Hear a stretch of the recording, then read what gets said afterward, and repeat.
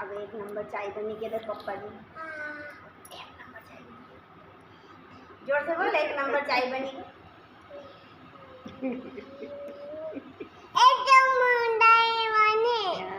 पप्पा जी एक नंबर चाय बनी के दे। जोर से बोल, पप्पा जी एक नंबर चाय। एक नंबर चाय बताती है।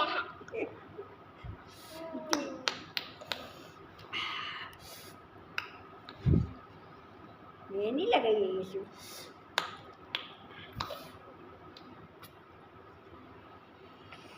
गंदा गंदा पप्पा जी ने बताओ रे।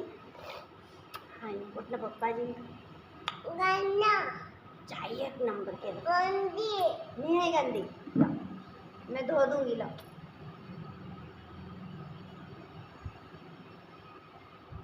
गंदी कई गंदी वो गंदी ये गंदी है मेरी।